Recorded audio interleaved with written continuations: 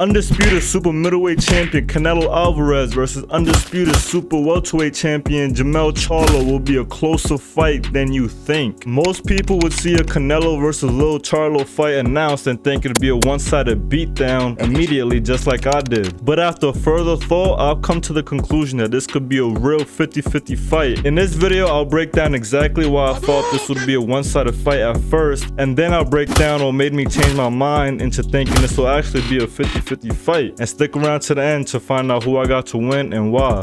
Let's get into it. So when this fight first got announced, I thought it would be easy work for Canelo. There's a couple reasons for that. The first one is that Charlo will be coming up 2 weight classes, which is a big jump in boxing. Especially when it's 154 to 168. That's 14 pounds. To the average person, 14 pounds ain't nothing crazy. They eat that shit in 2 days. But in the fight world, 14 pounds is a world full of differences. On top of that big ass weight jump, Charlo has been very inactive because his last fight was in May of 2022. So what's that? That's about like what, a year and like 6-7 months around there, something like that. And the third reason I thought this would be a one-sided ass whooping is because of a certain tendency in Charlo's fighting style that will not benefit him against Canelo. The tendency I'm referring to is the fact that Charlo loves to engage in 50-50 equal exchanges. So you know, the fact that he participates in these equal exchanges is a good thing and a bad thing, because the good side is it shows he's a dog. He's not a bitch. He likes to fight. He got that dog in him. Hence that Lion's Pride, or Lions Only brand name that him and his brother got. Know what I mean? So they some dogs. They some lions. The bad thing about this is that in this particular fight, this will do him more harm than good, because since he's jumping up 2 weight classes, he's going to be fighting the hardest hitting opponent he's come across yet, who also just happens to have the best chin in boxing. And if you don't think Canelo got the best chin in boxing, I think he's bugging. But let me know in the comments why you think he don't, and let me know who you think does. And Charlo is also known for having a pretty good chin himself, but we don't know if Charlo's chin is good enough to withstand that 168 Canelo power. So we just gonna have to wait and see. And speaking of power, Charlo is also known for having some decent power himself, but once again, since he's jumping up those 2 weight classes,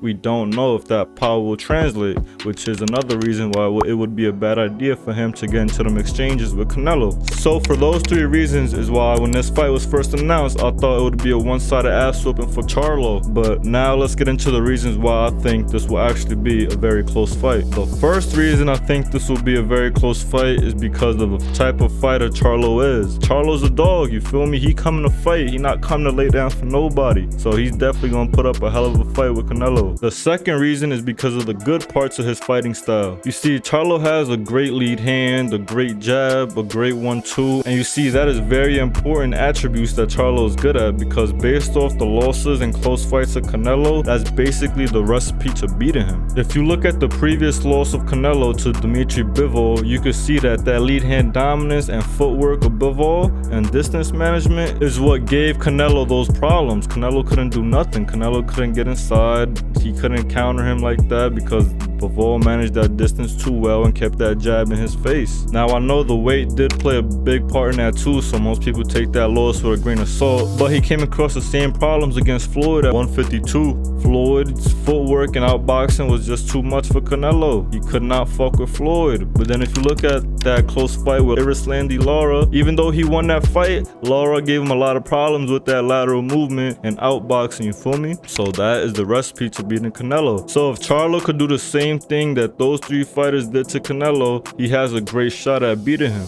The last reason I think this will be a close fight instead of a one-sided ass whooping is because it just seems like Canelo has lost a step. It doesn't seem like he's in his prime anymore. It doesn't seem like he's as fast and has the reflexes that he had before that Bivol fight, which is completely normal because he's been a pro since he was 15 years old. So you know, Father Time is probably catching up with him. His body been through a lot. Like, I was watching that 3rd fight with Triple G after he had that fight with Bivol, and he just was not looking the same, you know what I mean? So if this was the Canelo that was fighting Caleb Plant or Billy Joe Saunders, yeah, I got Canelo by a landslide. But this isn't that Canelo. This seems like past his prime Canelo, so we gonna see what past his prime Canelo could do with Charlo. So for those 3 reasons is why I think Canelo versus Charlo will be a very close fight. So now let's get into who I actually got winning this fight. But before we continue with that, if you're enjoying this video so far, make sure to hit that like button to show the algorithm algorithm, this is a video worth promoting. This is the first undisputed versus undisputed fight we've gotten in the 4-belt era, and it takes a truly special kind of fighter to become an undisputed champion. So there's no doubt in my mind this will be a very entertaining fight. There can only be one winner in this fight, and before I give my pick, let me know in the comments who you got and why. So the man I'm picking to come out on top on this very historic fight is the one and only Saul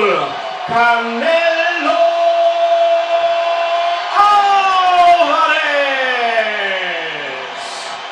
There's a few reasons why I'm picking Canelo. First is because of that big weight jump Charlo is making. He's going up 2 divisions in his first fight back after being off for about a year and a half. That's a big ask. He's also going against one of the best boxers in the world. Although he's past his prime, he's still one of the best. And to put the cherry on top, he's also coming off a broken hand injury that he suffered in December 2022. That's 3 things Charlo already has going against him in this fight. The second reason I'm picking Canelo is because of his fighting style. You see, Canelo got that come forward pressure counterpuncher style, and even though it seems like he's not as fast as he once was, he's still a hell of a fighter. He's still Canelo, you feel me? He's still got that pop in him too. And even though I do believe Charlo is talented enough to keep the fight on the outside and keep Canelo busy with his jab and using great movement, I don't think he's disciplined enough to follow that game plan throughout the whole fight. I do think he will get lured into some exchanges, and that will be the downfall of Charlo in this fight. I just can't see Charlo trading shots with Canelo ending well for him because of the big weight jump and power that we know Canelo got. Charlo is a dog, and that dog's gonna cost him this fight because he's gonna end up wanting to fight Canelo instead of sticking to boxing him.